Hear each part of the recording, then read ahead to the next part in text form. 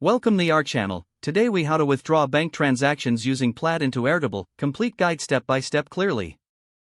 To start withdrawing bank transactions using Plaid into Airtable, first, ensure you have an Airtable account and a Plaid account set up.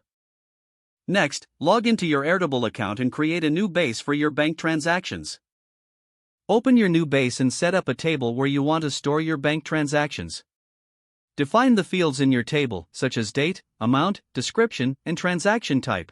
After setting up your Airtable base, go to the Plaid website and sign in to your Plaid account. Once inside Plaid, navigate to the dashboard to create a new application. Follow the instructions to generate your API keys, which you will use to connect Plaid to Airtable. Now, open your favorite automation tool, like Zapier or Integromat, that integrates with both Plaid and Airtable. In your automation tool, create a new workflow and choose Plaid as the trigger app. Select the trigger event that suits your needs, such as new transaction. Connect your Plaid account by entering your API keys when prompted. Once connected, configure the trigger settings to specify which bank account you want to pull transactions from. Next, add an action step in the workflow, selecting Airtable as the action app.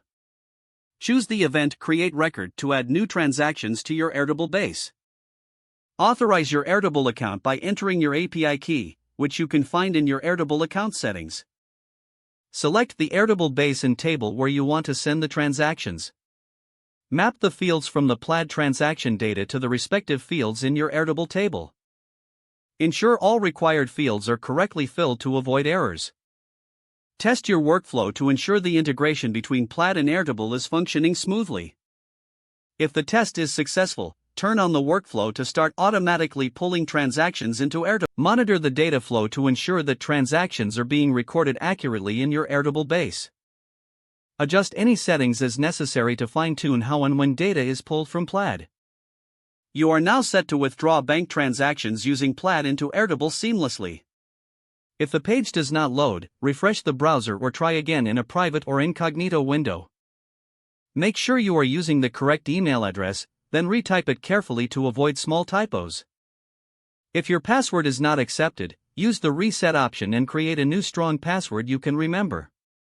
Check your spam folder for verification or security emails, then complete any requested confirmation steps. Enable two-factor authentication if available to improve account security and reduce unauthorized access risk. Don't forget to like this video and subscribe to our channel for more step-by-step tech guides.